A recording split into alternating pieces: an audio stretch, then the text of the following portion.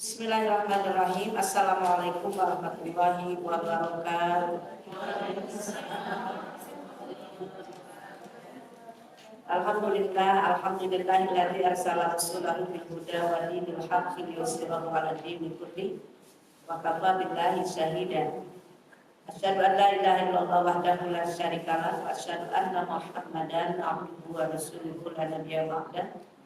Wajammilni ya bani as-samawati wal ardi ya dzal jalali wal ikram bil basahati wal balaghati wal bara'ah wahlul 'uqdatam min lisani yafqahu qawli bi qadri rahmati tsumma talin jududuhum wa qulubuhum ila dzikrillah.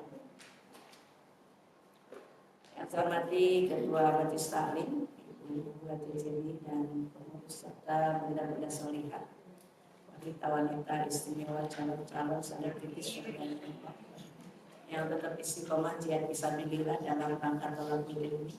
Semoga pada niat kita hadir ke majlis ini dicatat oleh Allah sebagai amal soleh, dan Allah akan anugerahkan kepada kita ilmu yang bermanfaat untuk kehidupan dunia dan akhirat. Bersyukur kepada Allah dengan mengucap alhamdulillahirabbil alamin atas nikmat yang senantiasa Allah berikan kepada kita tanpa batas. Salawat dan salam semoga terlimpah dari Nabi kita, yaitu Nabi besar Muhammad sallallahu alaihi wasallam. Tema kita tentang muslimah bersama Tuhan ya, sudah 2 poin. Kemarin itu yang pertama adalah senantiasa beribadah kepada Tuhan ya. Yang kedua, kemudian selalu mendirikan sholat 5 waktu.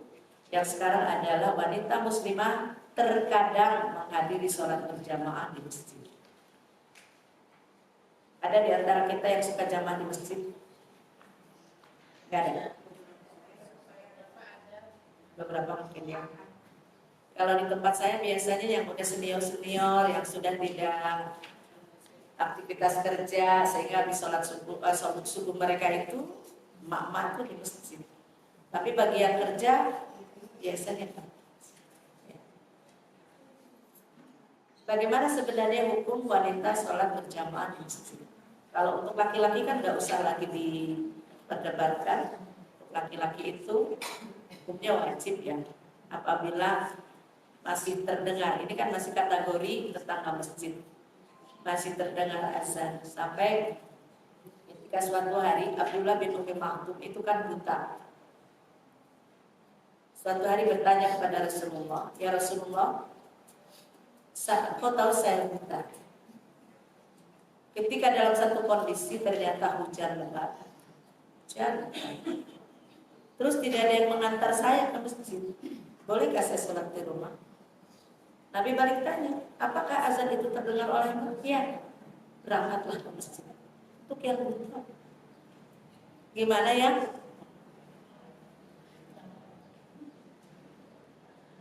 Untuk laki-laki. Ya. Makanya benar ada ungkapan, masjid itu adalah tempat terjauh. Ke Amerika nyampe, ke Singapura nyampe, ke Thailand nyampe, Australia nyampe, ke masjid nggak nyampe. Berarti jauh nggak masjidnya? Yang jauh tempatnya, apa yang jauh? Tempatnya sendirian. Makanya sekarang masjid bagus-bagus, tapi jamaahnya. Kecuali mungkin ada acara-acara tertentu. Enaknya kan kalau setiap waktu sholat itu. Tapi di kita juga mungkin kalau penghuni perumahan ini sudah pada pensiun, udah mulai banyak kan. Kalau masih usia produktif, biasanya karena buat yang kerja di subuh hari aja mereka kejar tayang, apalagi harus ke Jakarta kan, betul nggak? Kalau yang udah pensiun kan udah nggak dikejar pekerjaan, udah nggak dikejar pekerjaan, tapi kendalanya yang udah pensiun itu kesehatan, jalannya kaki sakit. Ketika masih kuat, aktivitas kerjanya masih tinggi, tinggal kekuatan hatinya, tekad untuk mau hadir. Kita lihat untuk perempuan, Islam tidak mewajibkan sholat berjamaah di masjid atas wanita muslim. hukumnya tidak wajib. Tapi boleh nggak? Wajib dengan boleh beda. Akan tetapi pada waktu yang bersamaan Islam memperbolehkan muslimah ke masjid untuk menghadiri sholat berjamaah. Hal ini terjadi beberapa sahabiah keluar menuju masjid dan sholat bersama Rasulullah SAW. Ummul Mukminin Aisyah radhiyallahu anha berkata, Rasulullah SAW melaksanakan sholat subuh. Ikut serta bersamanya para wanita muslimah dengan berselimutkan baju kurung mereka. Setelah itu mereka pulang ke rumah masing-masing tanpa diketahui oleh seorang. Ini ada di Fathul Bari, Sahihul Bukhari, di halaman 480, bab tentang sholat. Juga diriwayatkan dari Aisyah radhiyallahu anha bahwa para wanita muslimah hadir sholat subuh berjamaah bersama Rasulullah SAW. Mereka keluar seraya berselimutkan baju kurung. Setelah selesai sholat, mereka kembali ke rumah masing-masing tanpa diketahui oleh seorang pun karena masih gelap. Hadis riwayat Bukhari dan Muslim. Rasulullah SAW mempersingkat sholatnya ketika mendengar tangisan anak kecil. Sebagai rasa hormat darinya terhadap kesibukan hati ibu dengannya, beliau bersabda dalam hadis yang diriwayatkan oleh Imam Bukhari dan Muslim, yang artinya aku telah memasuki sholat dan aku bermaksud untuk memanjangkannya. Tiba-tiba aku mendengar tangisan seorang bayi, maka aku mempercepat sholatku karena aku mengetahui keprihatinan perasaan sang ibu terhadap tangisan. Ini terjadi sama anak saya yang bungsu. Sekarang umurnya udah 26 tahun, aku kecil. Itu sholat Idul Fitri di kampung. Kita kan semua sholat di bawah si kecil itu yang mungkin umurnya setahun, antara setahun 2 tahun saya lupa persis. Awalnya duduk manis bersama kita, nggak nangis juga masjid. Ketika sholat mau dimulai, kan ibu-ibu pakai mukena semua putih semua, pas berdiri langsung digas, takut mungkin. Ngelihat orang berdiri putih semua, nangis. Dari awal, kemudian kita diamkan, enggak diam. Tapi imamnya tetap memanjangkan bacaan. Kan biasanya sih kalau Idul Fitri itu suka dipakai baca Sabihis al-A'la ya. Ada suratnya lumayan. Nah itu sampai adik saya membatalkan itu sholat dibawa keluar karena nangis, nggak berhenti. Tadinya nggak nangis apa? Dibatalin deh, nggak ikut sholat. Itu Bu, lucunya selesai salam itu ibu-ibu yang dari depan nengok semua ke belakang. Anak saya sih itu celik wae. Anak saya sih itu celik wae. Apa artinya? Anak siapa sih itu? Sepanjang sholat itu nangis. Akhirnya mereka juga tahu itu anak saya. Kan saya tidak tinggal di sana maksudnya. Ibu saya cuma bilang, eta imam tengah artinya. Itu imam kok nggak ngerti. Udah jelas ada anak nangis, hayu aja itu baca surat panjang. Itu ibu saya ngomong depan kita. Nah ini Nabi, kalau ada anak kecil, itu yang tadinya mau panjang aja ayatnya dipersingkat. Kenapa? Kenapa dipersingkat? Satu, ibunya juga gelisah anaknya nangis, ya kan? Yang kedua, anaknya juga kalau kelamaan nangis capek, kasihan. Nah sekarang kalau di Nabawi, di Masjid Nabawi itu ada di bagian depan sudah terhalang pintu yang dulu kita suka terlalu itu di situ terlarang untuk ibu yang bawa anak kecil. Jadi yang bawa anak kecil pasti di area yang agak gelap. Atau sendiri Bu, mau di Masjidil Haram, di Masjid Nabawi, anak yang nangis banyak ya. Terakhir saya umroh Juni kemarin itu Saya sholat di area Ka'bah karena kayaknya hari terakhir deh. Hari terakhir, besoknya wada.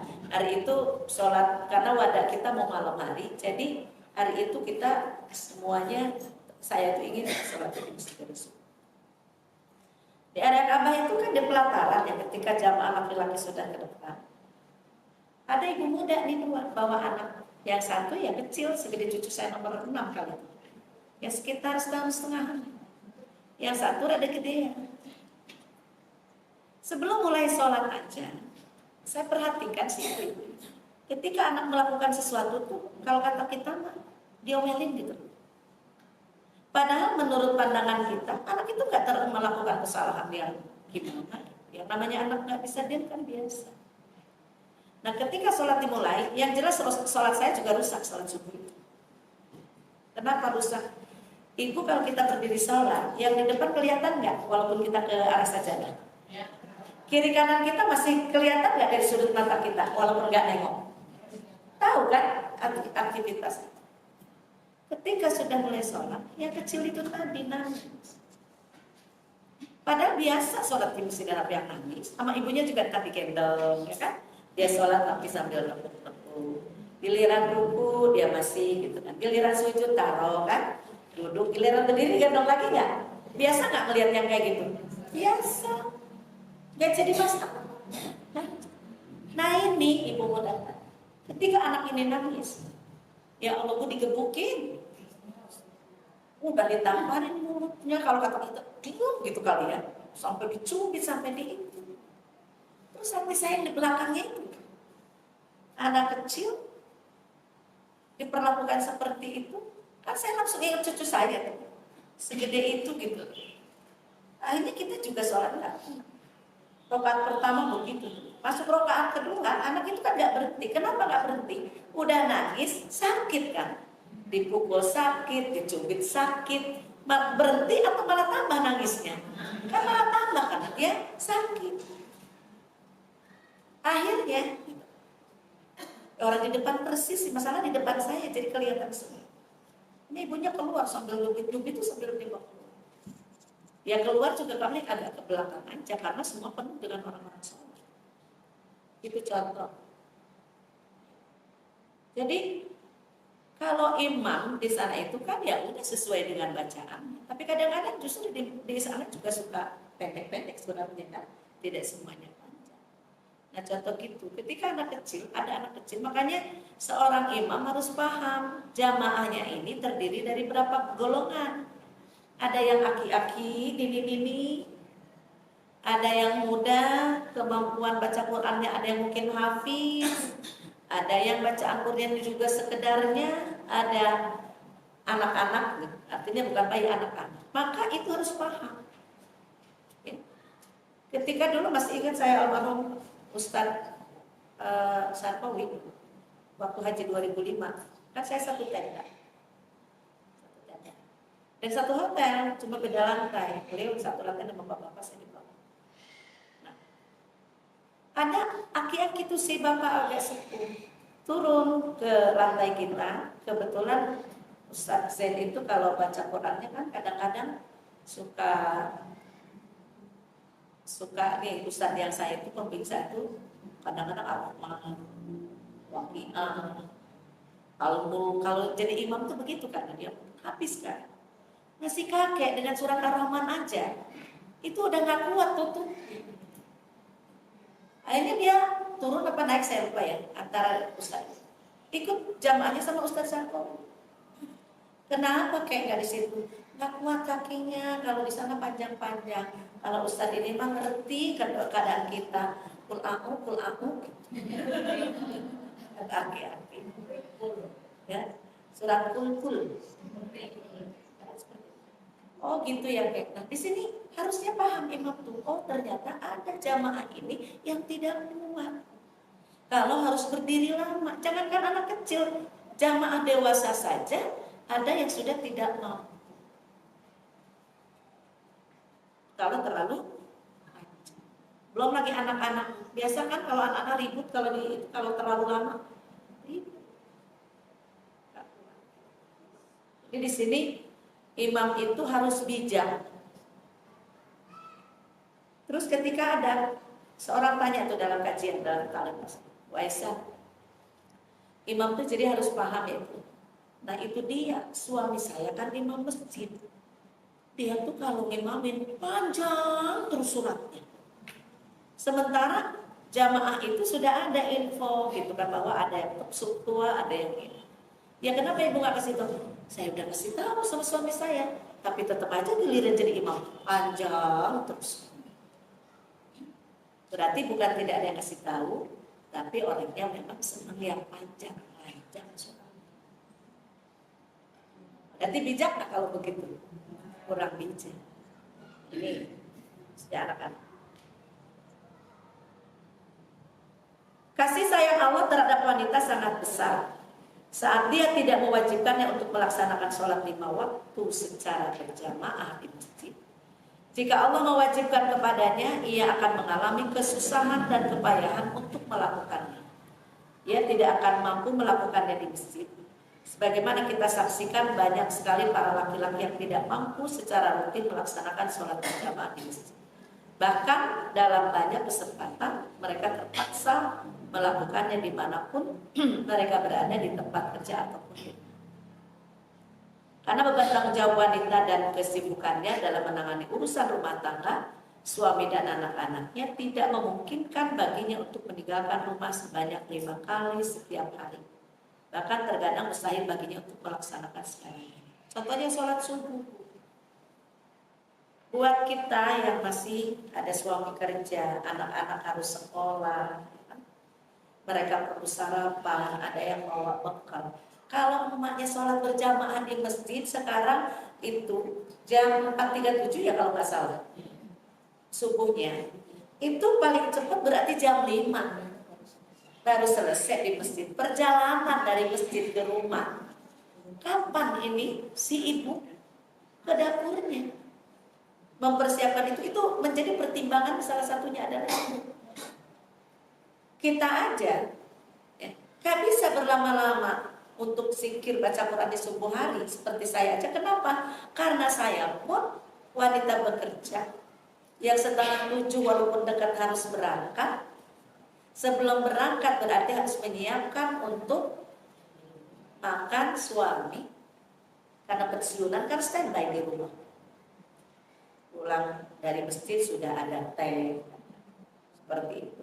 Terus sebelum kita berangkat harus sudah ada sarapan, karena kebetulan tipenya bukan tipe yang senang nongkrong. Kan kalau ada yang lain aki-aki itu ada tempat nongki, tempat nongkrong aki-aki, nongki. Jadi pulang dari masjid mampir. Di situ kan ada yang soto, ada yang nasi uduk, ada lontong sayur. Jadi pulang dari masjid pada nongkrong di situ jajan. Nanti pas suami saya bukan tipe kayak begitu, nggak biasa nongkrong-nongkrong. Berarti saya harus paham sebelum saya berangkat udah ada. Kalau sholat subuhnya di masjid jam 5 atau jam 5:15 baru nyampe rumah, sementara jam 6 kita udah harus siap-siap setengah 7 berangkat, itu nggak kekejar. Yang kerja bawa bekal seperti itu. Sama kan ibu-ibu juga yang masih mempersiapkan, ya, nggak keburu. Dengan begitu hikmah dari pembatasan kewajiban sholat berjamaah di masjid hanya untuk para laki-laki semakin nyata. Dan ketentuan bahwa sholat wanita di rumahnya lebih baik daripada sholat di masjid. Selanjutnya diberikan pilihan kepadanya antara melaksanakan sholat di rumah atau berjamaah di masjid jika ia berkenan. Jadi tidak wajib tapi hukumnya boleh. Boleh. Wajib tidak tapi boleh. Tidak terlarang. Apabila ia meminta izin kepada suaminya untuk sholat di masjid, ia tidak berhak untuk mencegahnya, sebagaimana telah dijelaskan oleh Rasulullah SAW dalam beberapa hadisnya. Di antara sabda Rasulullah SAW, janganlah kamu mencegah istri-istri kamu untuk sholat di masjid, dan sholat di rumah-rumah mereka lebih baik bagi mereka. dilarang jangan, tetapi sebaiknya di rumah. Jadi kalau kita sholatnya pada di rumah tidak menyalahi aturan sholat untuk kita kaum perempuan. Dan juga dalam sabdanya, idza sta'dzanat ahadakum imra'atuhu ilal masjid fala yamna'ha. Sepakat. Apabila seorang dari kamu dimintai izin oleh istrinya untuk sholat di masjid, hendaklah ia tidak mencegah.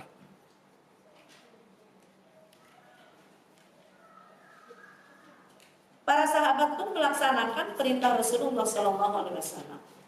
Mereka mengizinkan istri-istri mereka untuk sholat berjamaah di masjid, walaupun hal itu bertentangan dengan perasaan hati dan pendapat mereka, yang mengharuskan jamaah wanita berpindah ke posisi jamaah laki-laki, dan jamaah laki-laki menempati posisi jamaah wanita.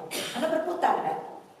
Berputar mengikuti arah kiblat.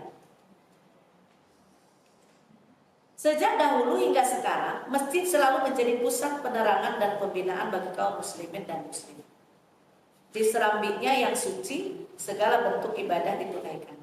Dari atas mimbarnya, segala untayan nasihat, petunjuk dan arahan disampaikan. Sejak fajar Islam menyingsing, para wanita muslimah memiliki partisipasi dan kehadiran di dalam. Hadis-hadis yang menceritakan partisipasi dan kehadiran wanita di masjid sangatlah banyak. Mulai dari yang menjelaskan kehadirannya dalam sholat Jumat, sholat gerhana, sholat hari raya, hingga yang menjelaskan tentang jawaban mereka terhadap panggilan para muazzin.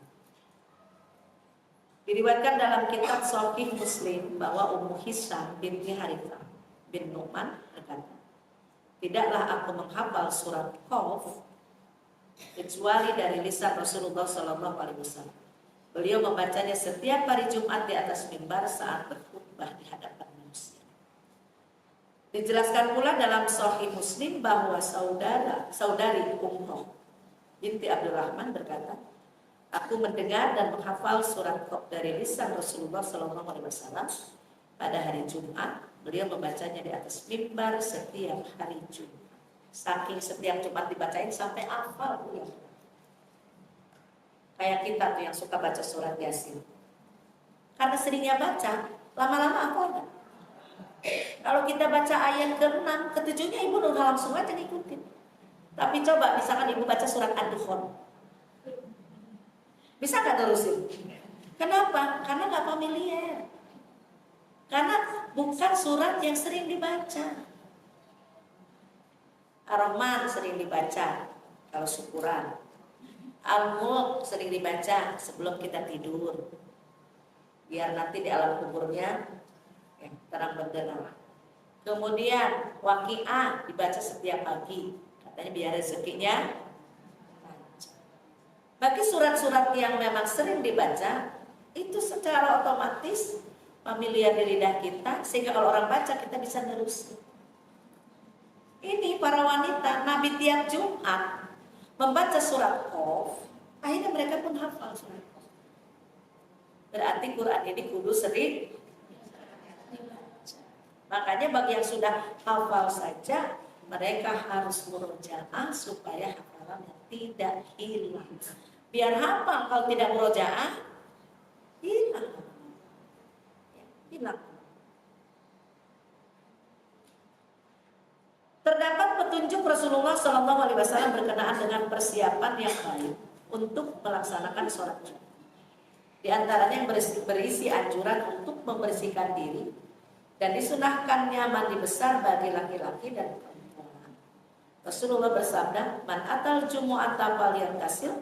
Barang siapa yang tidak melaksanakan sholat Jumat, hendaklah ia mandi. Sama nggak berlaku untuk laki dan perempuan? Kalau di sini memang kita tidak sholat Jumat. Tidak semua masjid menyiapkan tempat untuk perempuan ikut sholat Jumat.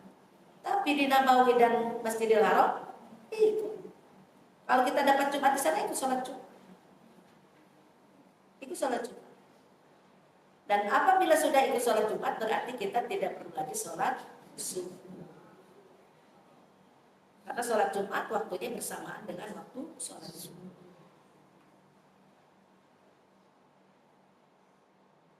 Teks-teks sunnah juga memberitahukan kepada kita bahwa Asma binti Abu Bakar radhiyallahu anha menghadiri sholat gerhana bersama Rasulullah SAW. Terdapat sabda Rasulullah SAW yang tidak jelas baginya, sehingga ia pun bertanya kepada laki-laki terdekat darinya. Dalam kisah yang diriwayatkan oleh Imam Bukhari, ini disebutkan bahwa Asma berkata, Rasulullah Shallallahu Alaihi Wasallam berdiri berkhutbah setelah selesai memimpin sholat gerhana. Beliau menjelaskan tentang fitnah kubur yang akan dihadapi oleh setiap manusia.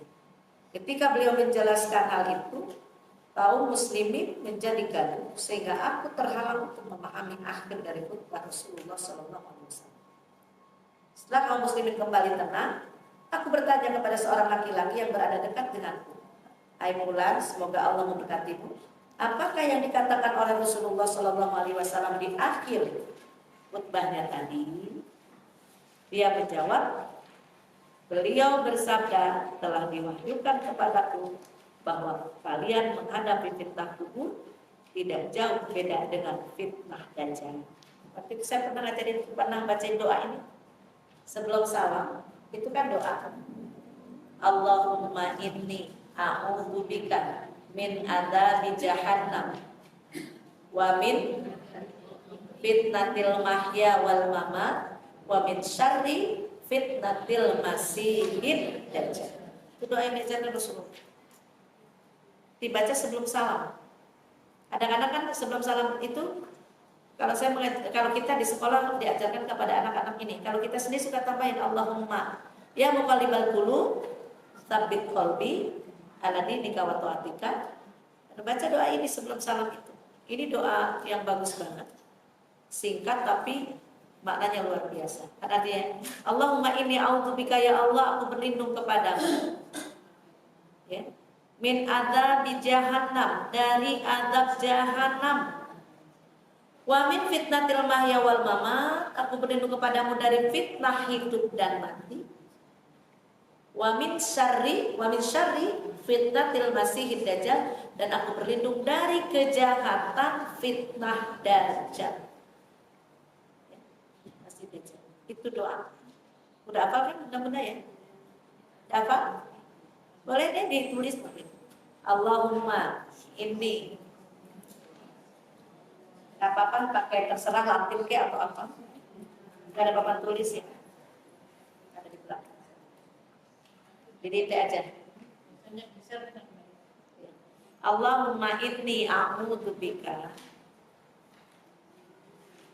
min adzabi jahannam. Min adzabi jahannam. Allahumma inni a'udzubika min adzabi jahannam. Wa min ada kubrinya tadi ketinggalan. Wa min adzabil qabri, dan dari azab kubur. Allahumma inni a'udzubika min adzabi jahannam wa min adzabil qabri wa min fitnatil mahya wal mamat. Yang berikutnya ada syarihnya. Wa min syarri fitnatil masihid dajjal. Allahumma inni a'udzubika min adzabi jahannam wa min adzabil qabri wa min adzabil qabri wa min fitnatil mahya wal mamat. Mau dihidupkan boleh, wal mamati. Wa min syarri fitnatil masihid dajjal. Wa min syarri fitnatil masihid dajjal. Coba dicek, saya ulang dari awal. Allahumma inni a'udzubika min adzabi jahannam wa min adzabil qabri wa min fitnatil mahya wal mamati wa min syarri fitnatil masihid dajjal. Ya Allah, aku berlindung kepadamu dari azab jahanam dan azab kubur, dan dari fitnah hidup dan mati, dan dari kejahatan atau keburukan fitnah Dajjal, Masihir Dajjal.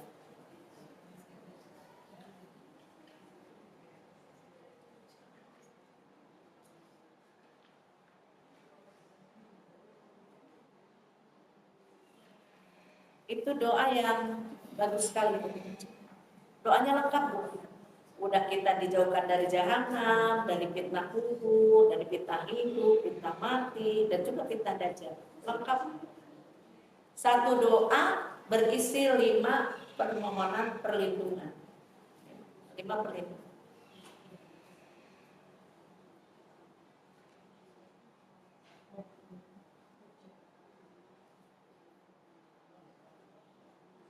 Imam Bukhari dan Muslim memiliki riwayat lain dari Asma binti Abu Bakar radhiyallahu anha.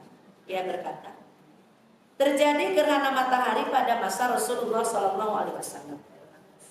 Aku pun segera merampungkan segala keperluan. Aku berangkat hingga memasuki masjid. Ternyata Rasulullah SAW sedang berdiri melaksanakan sholat. Aku ikut sholat bersama beliau. Beliau memperpanjang diri hingga aku berniat untuk duduk. Aku melirik ke arah orang tua yang sudah lemah dan aku pun bergumam, dia lebih lemah dariku. Karena itu aku mengurungkan niatku. Kemudian Rasulullah SAW ruku dan memperpanjang ruku. Berapa panjang ruku Rasulullah? Kalau dalam sholat tahajud ada orang yang kepo, gimana sih sholat tahajudnya Nabi? Kan Nabi sholatnya kan kamarnya dengan Nabawi itu kan tinggal masuk. Ketika Nabi keluar untuk tahajud, sahabat yang penasaran tadi ikut di belakang. Ketika Nabi takbir, dia ikut takbir. Ketika Nabi baca Al-Fatihah, dia ikut baca Al-Fatihah. Ketika Nabi baca surat Al-Baqarah, dia ikut baca surat Al-Baqarah. Udah 20 ayat lewat, 50 ayat lewat, oh mungkin 100 ayat lewat. Sampai 286 ayat habis dibaca. Itu di belakang udah gak kuat tuh. Berarti Al-Baqarah ada berapa juz? 2 juz lebih ya? Kurang ya? Kalau 3 kurang kan? Kurang itu. Itu di rakaat pertama Al-Baqarah 286 ayat. Dikira mau ruku, ternyata Nabi baca lagi surat Ali Imran 200 ayat. Dikira mau ruku, Nabi baca lagi An-Nisa 176 ya. An-Nisa 176 ayat. Di rakaat pertama setelah Al-Fatihah baca 3 surat panjang. Baru Nabi ruku. Ruku bacaan tasbihnya berapa banyak? Selama Nabi berdiri membaca 3 surat panjang. Berapa tasbih yang Nabi baca? Ketika Nabi iktidah, lamanya Nabi iktidah selama Nabi ruku. Dan tadi lamanya ruku selama Nabi membaca 3 surat panjang. Rukunya selama itu, iktidahnya selama itu sudah begitu. Jadi ketika tanya kepada Aisyah, Ummul Mukminin, Rasulullah itu kalau sholat malam kakinya sampai bengkak. Pantas nggak, Bu? Pantas. Karena panjangnya surat yang dibaca, lamanya beliau berdiri, pantas kalau kakinya karena lamanya berdiri tadi bengkak. Anak saya di Salsabila suka Imam bin Tarawih. Mah, ayo ikut sama kakak yang 1 juz semalam. 1 juz semalam itu untuk 11 rakaat. 1 juz itu. Berarti kan dari 1 juz berapa? 19 halaman ya? 18 halaman atau 19 tuh? Kan? 20 halaman. 20 halaman kan? Dibagi berarti 11 kan? Berarti 1 rakaatnya itu kira-kira kan 2 halaman. 2 halaman kurang. 2 halaman. Itu. Saya cuma bisa 1 kali 2. Mak ya, nggak kapok, nggak kuat kakinya. Itu 1 juz untuk 11 orang. Gimana Nabi 1 rakaat 3 surat panjang sampai An-Nisa.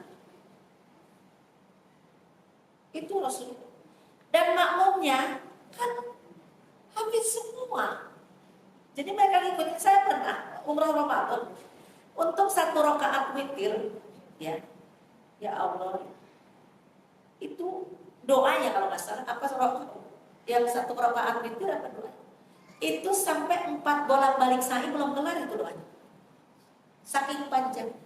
Makanya kalau di Mekah itu imamnya ganti untuk tarawih itu, tidak 1 imam untuk semua. Panjang.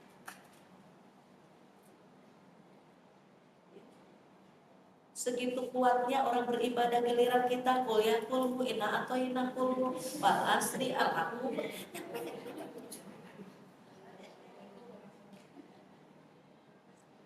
Nabi itu sampai segitu. Makanya sahabat tadi ingin rasanya aku meninggalkan sholat bersama Rasulullah. Saking apanya? Saking gak kuatnya. Utsman bin Affan, saya punya buku Yusuf Al-Qaradawi, itu judulnya renungan tentang Al-Quran apa ya? Utsman bin Affan itu sholat malam yang 1 rakaat, witir yang 1 rakaatnya 30 juz bacaan Al-Quran. Di situ saya baca. Kok bisa? Karena bacaan Al-Quran itu udah menjadi bahasa harian, ucapan harian. Jadi gak ada kesulitan Bu untuk 30 juz saja. Emang kita apa 1 surat hilang 1 surat?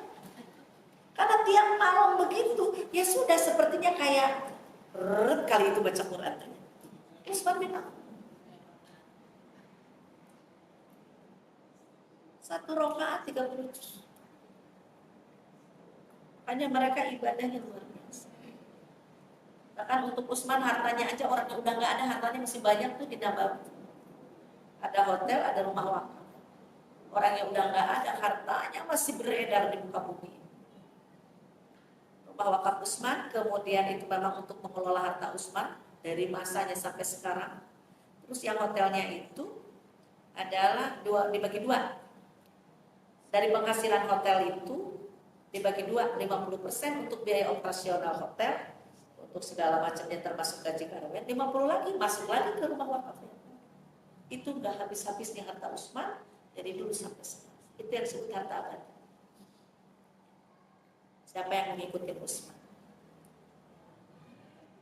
Susah ngikutinnya kan kalau sahabat Rasul itu luar biasa. Pantasan nggak banyak sahabat Rasul yang dijamin masuk surga? Ibadahnya kita susah ngejarnya. Seperti itu. Imam Bukhari dan Muslim memiliki riwayat lain dari Asma. Sampai di situ bukan? Setelah itu beliau kembali berdiri tegak dan kembali memperpanjang berdirinya hingga apabila ada seorang yang baru datang, ia akan mengira bahwa beliau belum ruku. Rasulullah Shallallahu Alaihi Wasallam menyelesaikan sholatnya dan ternyata gerhana matahari sudah berakhir. Rasulullah Shallallahu Alaihi Wasallam langsung berkhutbah di hadapan manusia. Beliau memuji Allah kemudian berkata, amma ba'd. Wanita muslimah pada masa Rasulullah Shallallahu Alaihi Wasallam sangat memahami perkara agamanya. Ia selalu berusaha untuk memahami segala perkara umum yang bernilai penting bagi kaum muslimin, baik yang bersifat duniawi maupun ukhrawi.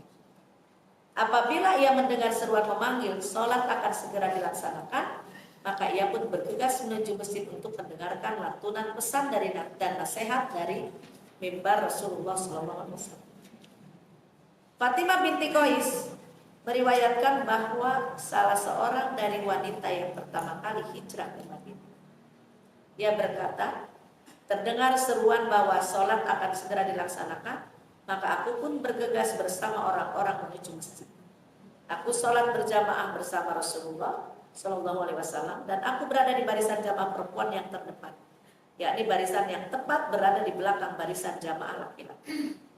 Sangat jelas dan dari makna hadis-hadis sahih di atas bahwa wanita muslimah senantiasa memenuhi masjid dalam banyak kesempatan. Hal itu menjadi fenomena dan tradisi umum pada masa Rasulullah SAW.